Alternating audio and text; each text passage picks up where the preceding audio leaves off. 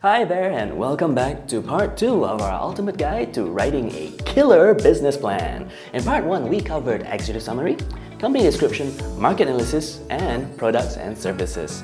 In part 2, we will be looking at marketing plan and financial plan. Now, once you're done, you're all set to craft a successful business plan that'll set you apart from all the rest. So, buckle up and get ready to position your business for success. Let's dive right in.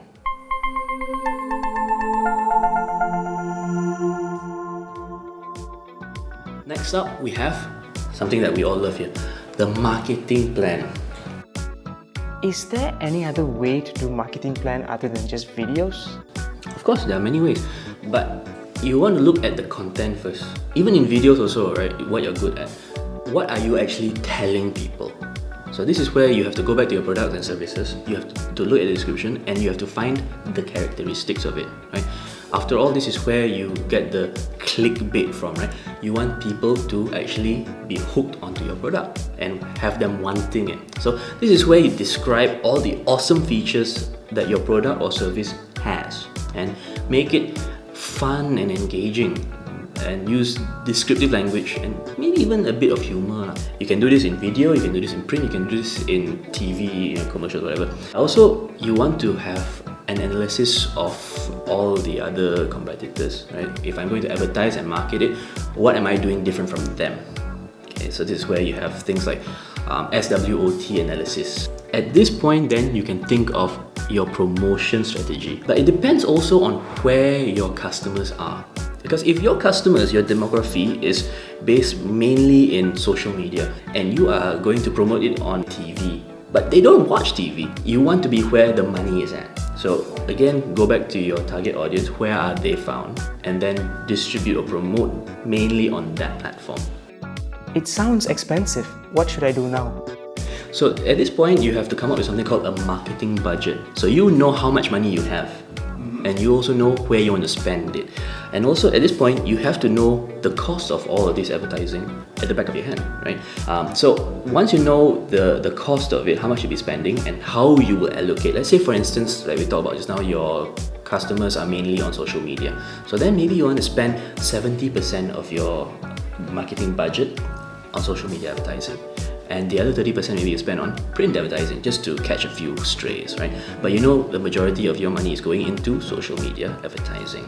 And the next one we have is the campaign timeline, because not only do you need to know how much money you're going to be spending where, but how long will you be spending that money?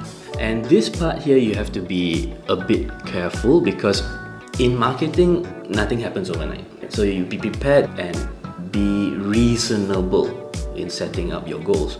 Are you prepared to only see 50 people subscribe to your channel after a month? Right, this is where you have to set measurable goals and track your progress there. What happens if I don't reach my goal? Do I need to restart the campaign? If you already have a campaign running for, let's say, 3 months and it doesn't give you any sort of ROI, return on investment, right? That is where you don't want to be throwing good money after bad money. You don't want to be restarting something that has failed. If you are on the right track, then you will start to see improvement. But what kind of improvement do you want to see? Because some people, they set themselves, okay, I improve my copywriting now, I expect 10x, but they don't see 10x. So is it a failure? No, it may get 2x instead, which is still successful. Any result that is not negative is a good result.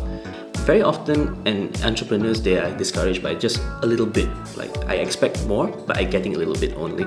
So then they think it's a complete failure, let's not do this anymore. Do you have any more tips regarding business plan? The financing or the financial plan, right? Okay, so this one we will go into more detail next time, but the basic outline of a financial plan here is that you must have 3 things.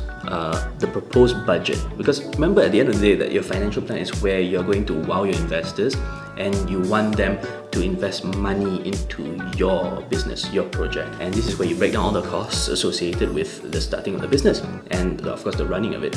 And here you can be creative, come up with like fun ways to save money. Instead of using plastic straws, you use paper ones. Those are quite cheap, right?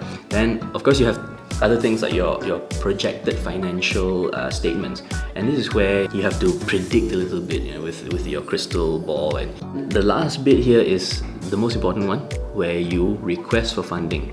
And in this funding request, this is where you get to make your plea to potential investors for funding. You can also have people called venture capitalists, right? Or angel investors, right? Or even like government grants. You can get money from most places, but they all will want to see your business plan. I already have a business plan. Mind taking a look at it? Oh, you write like this, You're going to chase away investors and lose money, I tell you. But it's okay, because I have your tips now.